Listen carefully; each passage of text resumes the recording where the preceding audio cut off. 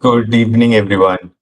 Uh, Today we are joined by Mr. Bellini, who is America's most influential tech entrepreneur and philanthropist, a visionary who built Tampa's first unicorn ConnectWise and later sold it for almost 1.5 billion. After that milestone exit, Mr. Bellini didn't retire, he shifted gears. Through Bellini Capital, he began investing aggressively in artificial intelligence, cybersecurity, future tech, talent, and environmental conservation. Mr. Bellini, it's an honor to have you on the show. Welcome. Thank you very much, Saram. Thank you. So, Mr. Bellini, already there is a lot of shopping things, online shopping, and it's already December going on. So there are a lot of threats for every sort of users, be it end user, be it companies. So what are the kind of threats that you are seeing right now in the cybersecurity world? Well, the cyber threats are expanding geometrically right now this season. Last season alone, there were over 400,000 uh, spam attempts during the holiday season. And we've already recorded over 2,000 fake shopping sites for this Christmas season. So for this holiday season, you've really got to be careful. I'd say that everyone in the world is a sitting duck for this year's scam attempts, right? And here's why: because the hackers and the scammers, they're all using artificial intelligence to create fake websites, fake shopping websites. And, the AI is doing a really good job of faking people out. You used to be able to tell scams and phishing attempts and fake sites just because of misspellings, because of the way things were worded, because of the photos. But AI is really cleaning that up for the spammers and the hackers in 2025. So you've got to be that much more careful. But I think the good news is just like they are using AI to fake us out, we can simply use AI to suss them out. So what would you do there? So if someone's sending you a URL or an email, or even maybe on your social media, some advertisement scrolling down, the thing to do is, well, first, don't click on it. The thing to do is to copy the URL, take a snapshot of what rolls down on your social media feed, and to feed that into an AI agent, an AI tool, any one of your choice, and ask, is this legitimate? And so what's great about this is that everyone in the world, if we're doing this, if we're all using AI to try to thwart the hackers, the AI tool will have that conventional memory. It will remember everybody's input, and it will be able to compare all of that worldwide. So I think if you use AI, you're going to have a great chance of not being scammed this year. And what kind of unrealistic online deals are scammers using most aggressively right now to bait American shoppers or beat any shoppers like who are into online shopping? Well, it's usually an urgent sale. Like, okay, if you act now, if you click now, right? They're always trying to create urgency to make you impulsively take an action. The key here is do not do anything impulsively when it comes to online shopping, especially right now. And I would say just in general, you should not, but especially right now during the holiday season. So if there's that sale that's too good to be true, it is too good to be true. It's probably a scam. It's probably a fake. The other things that you can do are do not ever use a debit card. Do not ever pay in any kind of a cryptocurrency, Bitcoin, none of those, because once you pay in debit card or crypto, that money's gone. So if you use your credit card, you have the ability to have some recourse if it is a fraud or a fake or a scam. So credit card use only. Don't click on anything. Cut and paste into AI to ask if it's legitimate. And then also, I would say, the elder members of your family, help them understand these same simple concepts so that they don't get faked. They're the ones that typically get faked because they're not used to the technology. These ads look very realistic these days. So, I'm worried that the elderly folks of the world this year are the ones that are going to get scammed more than anyone else. So those are a few practical tips for you. You also mentioned about like a consumer can use AI agent to check the URL and ads for whether it's a genuine URL or genuine ad. And you mentioned about agents. Like for a layman point of view, can you explain this in an easier way? Like what exactly are these agents? How can one use it? Like is there any particular brand that you have in mind, or a particular app that you have in mind that consumer can use it to check that whether it's a genuine URL or not, like what exactly it is? Yeah, sure. So, I'll just give you my favorites. My favorites are Grok and ChatGPT. And so you can okay, so example, let's just say you get an email. I would cut and paste the entire email and put that into, say, ChatGPT or Grok and say, is this legitimate? This wasn't a, this is this. You don't really have to do any more than that. You can also just take a print screen. So if you take a print screen of what the offer is, right? Maybe that's rolling down your social media feed. You can take a print screen of that. Instead of clicking on it, you can take a print screen of that and see if it's legitimate. It has a lot of information about that. It is really good at preventing fraud, and it is very knowledgeable about, about all the scammers that are out there. It has plenty of information on that. So, it's really simple. I guess for people who haven't used AI, I would encourage everyone to pick a tool, pick an agent, whether it's Grok, whether it's ChatGPT. I would not pick any Chinese AI tools. Very clearly, I want to be clear about this. It's like, China's use of AI is not to your advantage. Okay, they're using it to get information. So I wouldn't be using DeepSeek or any of the Chinese AI, but I would be comfortable using any of the conventional ones that I've mentioned. Claude is another good one. So there's lots of good AI tools out there. You also call Americans consumers sitting ducks for cyber criminals. Like, what are the biggest mistake people make online that make them easy targets, especially during holiday shopping season? Although you said about that impulsive thing is one example you mentioned. What are the other things? Like, what made you to exactly call them as a sitting ducks? Well, I think it's not just American consumers, it's you folks in India as well, and everywhere around the world, quite honestly. So the reason that we're all sitting ducks this year is because the scammers and hackers are using AI to generate fake websites, fake shopping websites. AI does a really good job of putting up a website. It will look legitimate. So some of the things that you can do to prevent it is, it, it'll find legitimate photos. Even it will not have grammatical errors on the website or on the email. It will be very clean. So our normal way of seeing hackers and scammers is it just doesn't look right. There's something off about the site. There still will be something off about the site. So you want to look at click on their terms of use. See if well, my feeling is I don't click on anything, right? So I would say, try to prevent clicking on anything until you check. And then again, realize if something's too good to be true, then it is. It's just too good to be true, right? If the sale's too good to be true, if they're saying there's only one left and you've got to go now, I would just avoid that, because once they've got your credit card information or other information, now they're going to reuse that, right? I mean, your best defense if you decide to purchase is to use a credit card, because you can actually pull that transaction back by calling your credit card company. You can say, hey, this is not legitimate. This is a fake. And a lot of times the credit card companies already have that in their database. So when you try to transact with a known fake website, it may get rejected automatically. But again, don't use debit cards and don't pay with crypto. And what makes international criminals or cybercrime thing to shut it down? Like, and what does US need to change, or probably a country like India need to change to counter it? Like, well, that's a big question, and there's a big answer to it. So, I mean, I think the first the simple answer is we have to make cybersecurity as ubiquitous and as available as any utility, right? So we don't think about electrical utilities, right? Water, electricity, right? Cyber should be a utility and as affordable and as available as any utility, right? So that is not the case globally today. In fact, it's kind of the opposite. These tools are very expensive.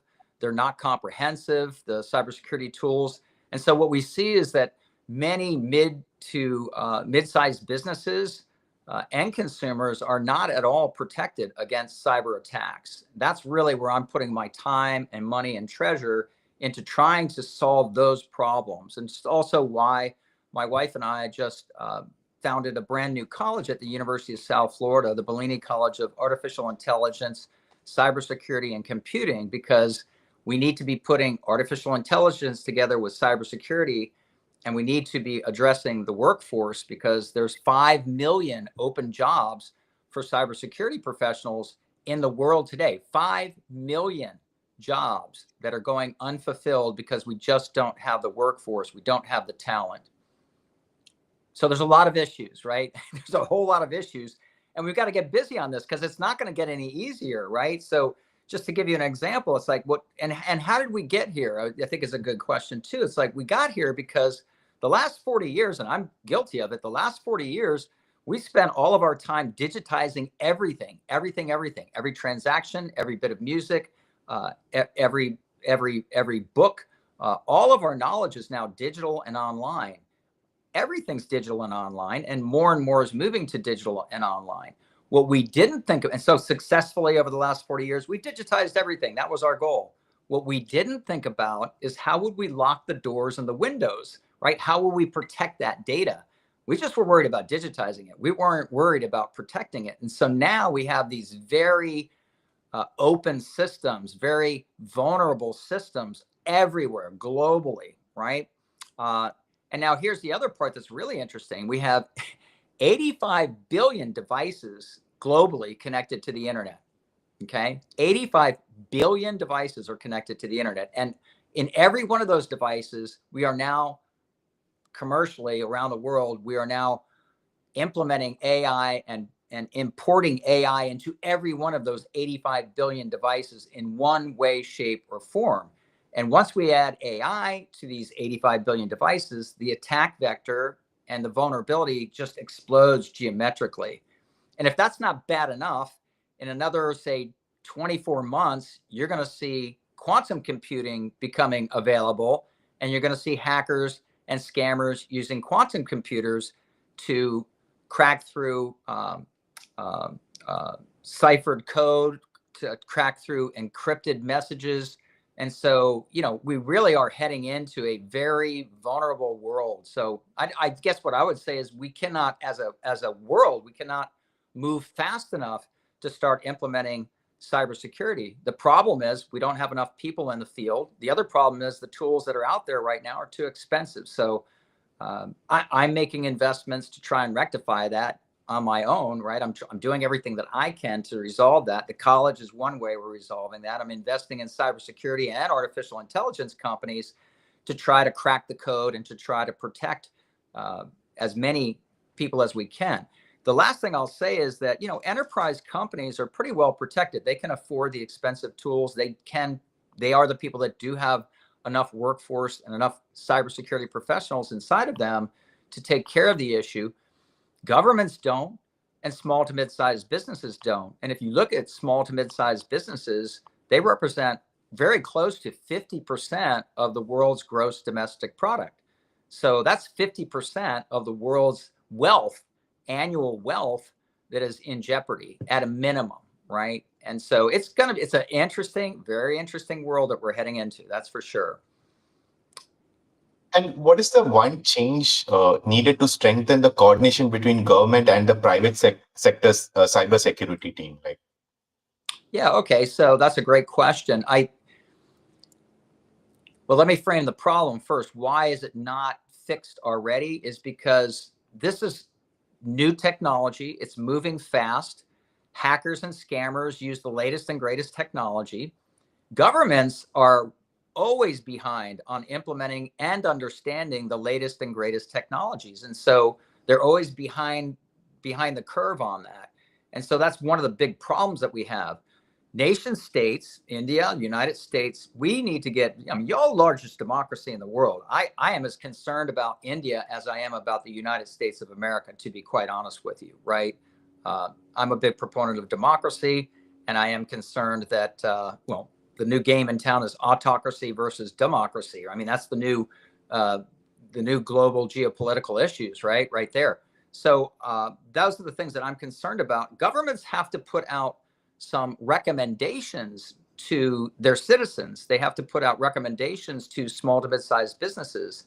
I don't think it has to be in the form of regulation, but I think it has to be in the form of recommendations. And I don't see that. I don't see that in India. I don't see that in the United States. I don't see that in any countries. Well, I see it in China, right? I mean, they're definitely doing all the things that they need to do, but they're also they are the greatest source of this problem, quite honestly. I mean, I can get into that if you'd like, but I mean, China's the worst offender. They have institutionalized hacking and scamming. It's a big part of their economy now. And do you believe AI will ultimately give consumers an advantage over scammers, or will scammers weaponize AI faster? Well, it's always going to be a cat and mouse game. It's always going to be spy versus spy. We're always going to be trying to outdo each other. So scammers and hackers are going to always use the latest and greatest technology. And because they're adopting that technology before the general public adopts that technology, they're going to have the edge in most cases, right?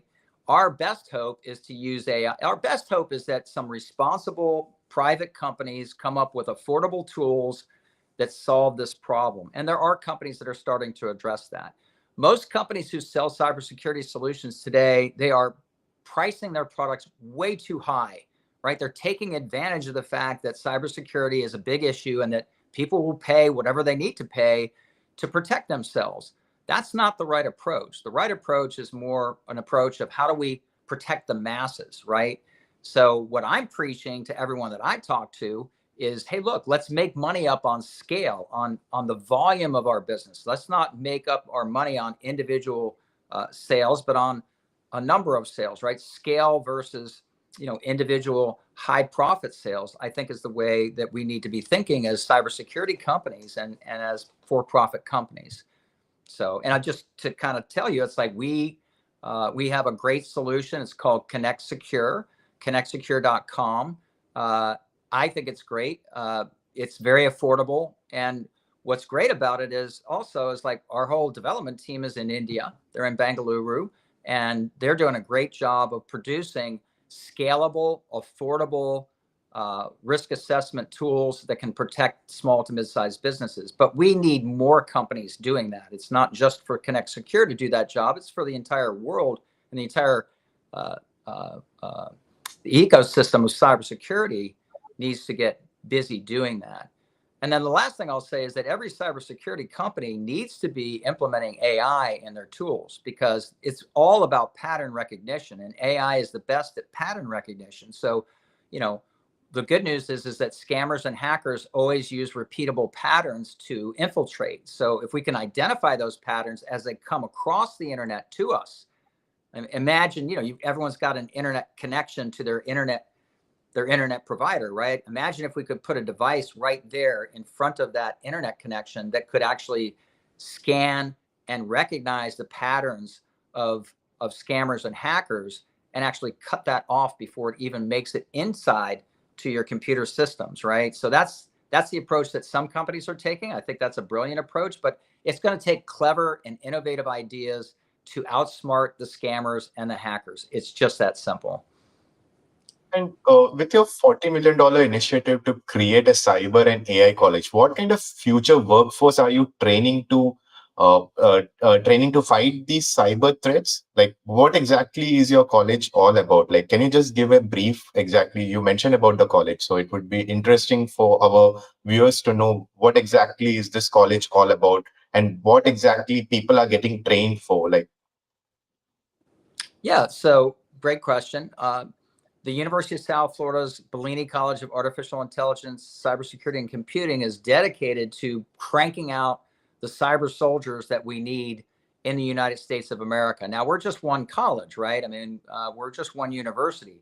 But what we're doing is we are putting together a revolutionary, innovative curriculum that is all online 24/7, 365 to teach cybersecurity skills to anyone that wants to learn cybersecurity. And what's great about cybersecurity is the opening job in cybersecurity as a security analyst is a minimum of $60,000 a year.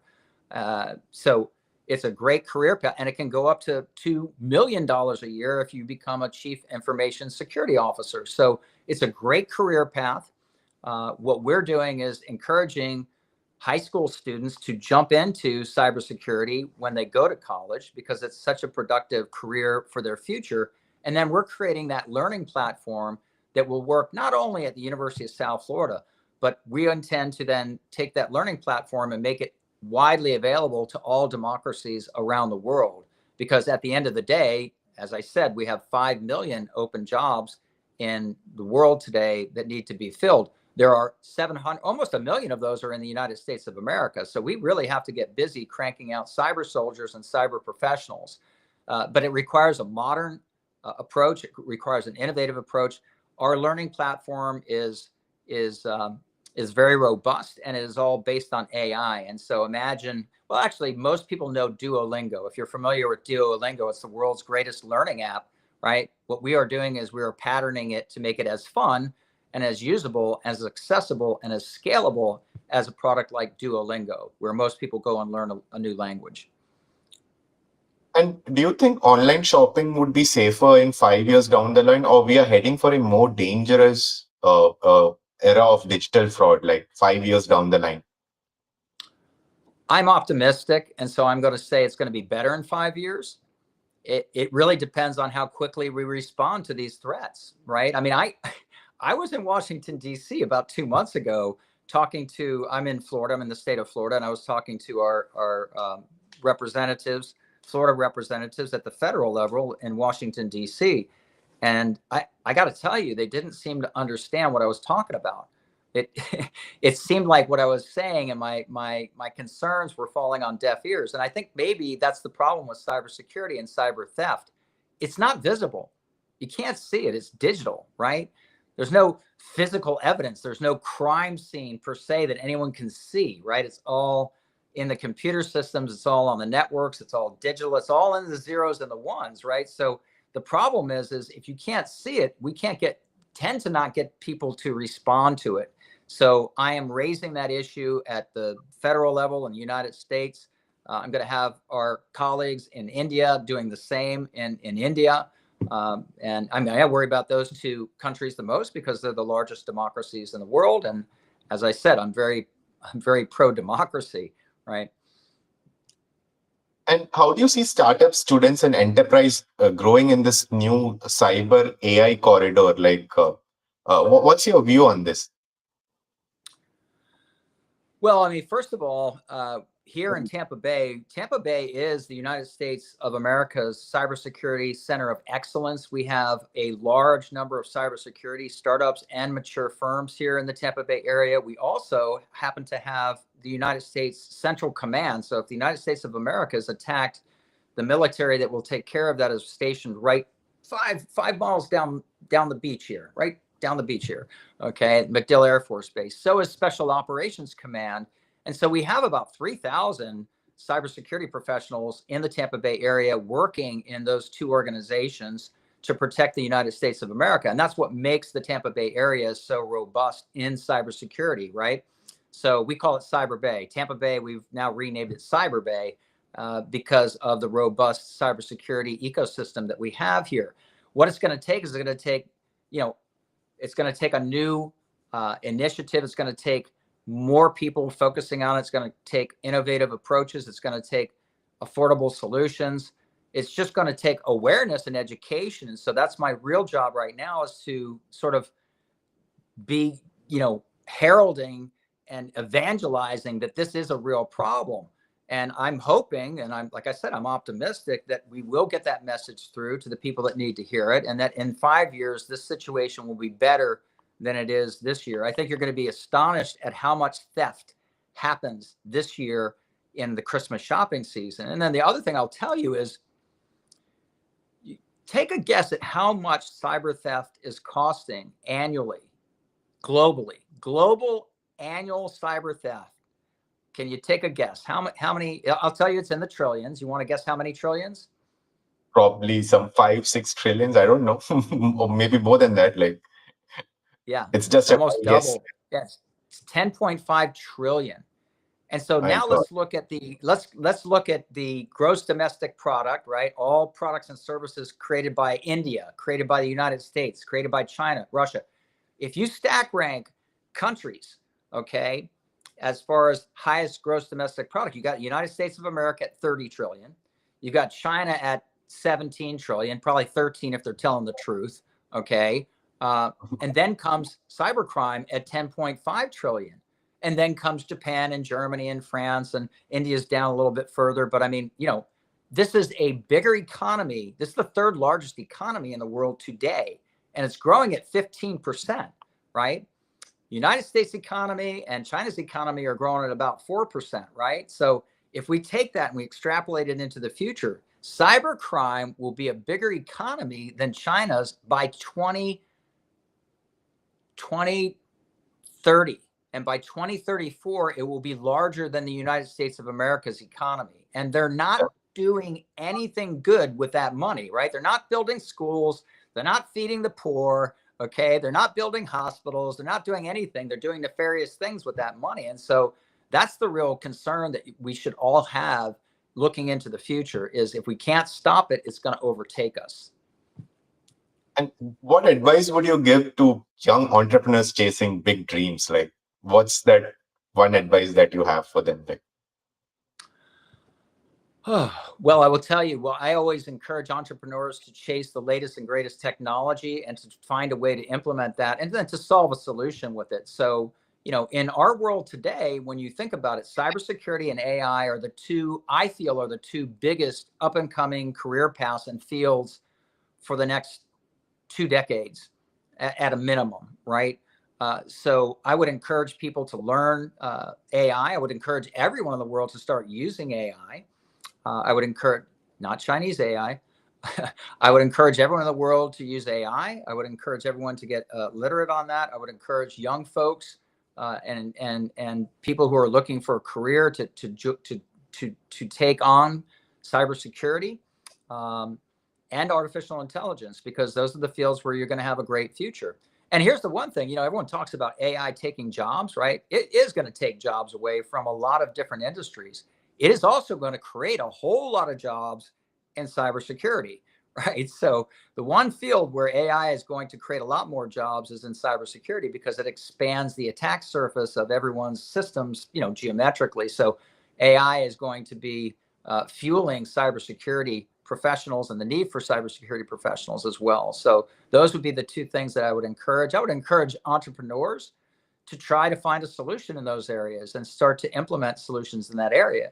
I'd also say, and this is interesting, when you think about every system, every computer system, every software program in the world today has massive technical debt. And what do I mean by that? I mean, it's old school. Everything is old school. Why is that? Because it's not using AI. The only solutions that will be prevalent in the next coming years will be solutions that start off with AI first and think about, how will I use AI to create my solution, right? Because think about it for a second. It's like, why are we even typing on computers? It's like we should be just talking into, an AI agent. It should be doing everything for us. That's the world we're entering into. So lots and lots of solutions need to be created to transform the world from typing on a computer to actually using AI to get the job done. And the legacy systems that are out there today, they're all up for grabs. You can pick any solution out there, any problem out there today that's not using AI. If you want to go into a field, find a way to solve the problem in that field with AI first, and you will have a successful business. I just have one last question. How does your day look like from start to end? Like,